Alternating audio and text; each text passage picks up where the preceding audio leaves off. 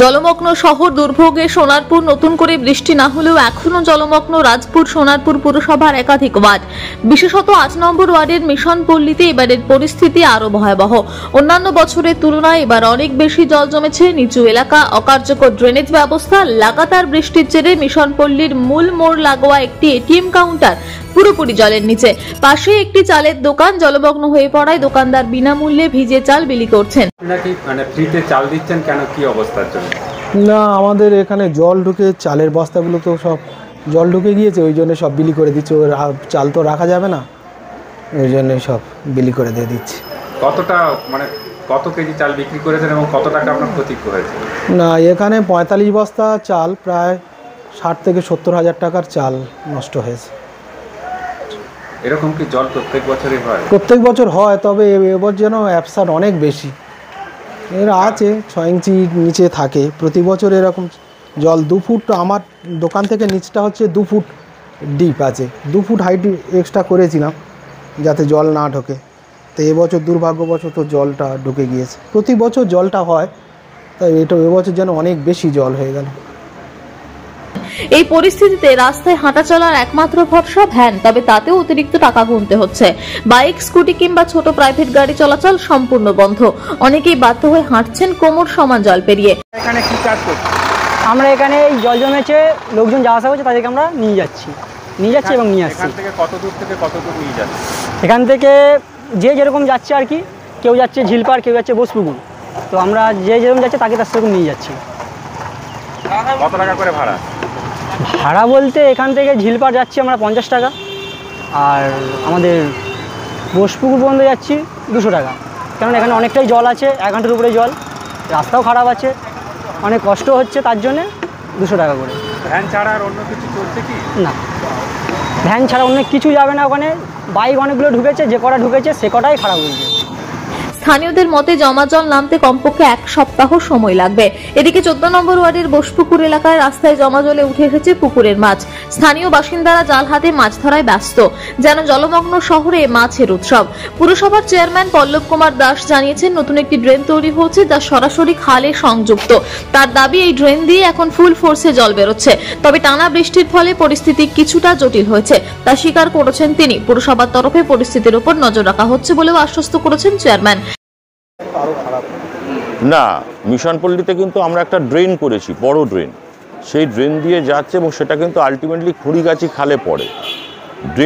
আমাদের ড্রেন কিন্তু ক্লিয়ার, ড্রেনের কোনো অবস্ট্রাকশান নেই, ফুল ফোর্সে ড্রেনের জল যাচ্ছে। আমি ৫ মিনিট আগের কথাও বলছি। এখানে সমতপুর খালে একটা পঞ্চায়েতে একটা ব্রিজ তৈরি হচ্ছিল, সেখানেরও কিছু ব্যারিয়ার্স ছিল, সেগুলো আমরা সরিয়ে দিয়েছি ভেলায় করে আমাদের লোক পাঠিয়ে। সেই ব্রিজের যে কিছু ব্যারিকেডস ছিল সেটাও সরিয়ে দেওয়া হয়েছে। জল যাচ্ছে, কিন্তু অ্যাট এ স্টেজ একসঙ্গে এত জল পড়েছে, সেই জায়গা আলটিমেটলি যাবে তো খালে সব। সেই জায়গাটা আমরা পরিস্থিতির ওপর নজর রাখছি, তারপরে প্রয়োজনীয় ব্যবস্থাও নিয়েছি। পরবর্তীকালে যা যা দরকার হবে সেটা করা হবে। ভোট দিন, বেশি বেশি করে ভোট দিন। এটা দীর্ঘদিনের সমস্যা। দীর্ঘদিনের সমস্যা মানে নিকাশি ব্যবস্থার জন্য কি এটা হচ্ছে? তা বলতে পারবো না। দীর্ঘদিনের সমস্যা, নিকাশি ব্যবস্থা অবশ্যই, নাহলে হবে কি করে? এটা নিকাশি ব্যবস্থা ভালো থাকলে এই অবস্থা হয়। জল বিপদ সময় উঠবে, মানে কতদিন লাগবে না বলতে? মিনিমাম ১ সপ্তাহ তো লাগবে। পাশাপাশি উত্তরভাগের যে পাম্প হাউস রাজপুর, সোনারপুর, কলকাতার একাধিক জল উত্তরভাগ পাম্প হাউস থেকে বেরিয়ে যায় ক্যানিং মাতলা নদীতে, তাদেরকে জানানো হচ্ছে তারা সমস্ত পাম্প হাউস খোলা রাখে। ইতিমধ্যে উত্তরভাগ পাম্প হাউস পরিদর্শনে আসেন প্রাক্তন সেচ মন্ত্রী শ্যামল মণ্ডল। জল যন্ত্রণায় নাজেহাল সোনারপুরবাসী আপাতত চেয়ে রয়েছেন আকাশের দিকে। কবে থামবে বৃষ্টি, কবে মিলবে স্বস্তি? দেখুন, এই তো প্রতি বছরকার ব্যাপার, প্রতি বছরই এরকম। মিশন পল্লীর ব্যাপারটা হচ্ছে, আমরা এমনটাই ভাবি যে মিশন পল্লী বছরে ২ বার না ডুবলে বৃষ্টি হয়নি, এরকমই ভাবি। কেন আর এর তো সংস্কার হচ্ছেই না। প্রতি বছর সেই একই জিনিস। প্রতি বছর আমার বাচ্চারা শারদা স্কুলে পড়ে, প্রতি বছর স্কুল বন্ধ হয়ে থাকছে এই জলের জন্য। তো চাইছি যে এটার থেকে নিষ্পত্তি চাই, আমরা খুব তাড়াতাড়ি নিষ্পত্তি চাই। এছাড়া আর কিছু বলার নেই। কেন এইভাবে এই যে ব্যাংকে যাচ্ছি এখন, শরীর এমনিই খারাপ, সেই অবস্থাতেই ব্যাংকে এই অবস্থায় যেতে হচ্ছে। জল তো ভিজে যাবে। হ্যাঁ, যেতে হচ্ছে, কিন্তু কাজ তো মেটাতে হবে, না হলে তো দিন বন্ধ হয়ে যাচ্ছে না। আপনার নাম? আমার নাম পূজা অধিকারী। তো অত বৃষ্টি হয়নি যে এত হাঁটু অব্দি জল উঠে যাবে। ভীষণ অসুবিধায় পড়েছি আমরা প্রত্যেকে, গাড়ি ঘোড়া যাচ্ছে, স্পেশালি যারা আমরা হেঁটে যাতায়াত করছি, এত বয়স্ক মানুষ হেঁটে যাতায়াত করছে, হাঁটু ওপর অব্দি জল উঠে গেছে, ভেতরের অবস্থা তো আরও খারাপ। কি দীর্ঘদিনের সমস্যা? দেখুন, আমি তো এখানকার লোকাল বাসিন্দা নই, 2-3 মাস হয়েছে এসছি, তার মধ্যেই দেখছি এই অবস্থা। এবার যারা এখানকার লোকাল বাসিন্দা তারা বেশি ভালো বলতে পারবে। কি চাইছেন জল? এটা তো ভীষণ বড় একটা প্রবলেম মানুষের, সাধারণ মানুষের জন্য এরকম যাতায়াত, আর সবার পক্ষে তো গাড়ি সাইকেল সম্ভব না, ওদেরও অসুবিধা হচ্ছে, কিন্তু আমরা যারা হেঁটে যাতায়াত করছি তাদের জন্য ভীষণ অসুবিধা। সুচিস্মিতা সাহা।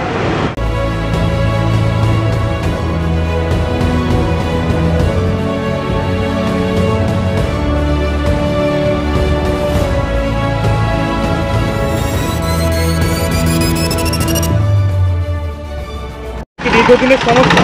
এটা হ্যাঁ দীর্ঘদিনেরই সমস্যা, কিন্তু আমার কাউন্সিলর চেষ্টা করেও এটাকে সাকসেসফুল করতে পারেনি। এই কারণে এখান থেকে যে জলটা নিকাশ হবে সেই নিকাশি ব্যবস্থাটাও উনি সাকসেসফুল করতে পারেন।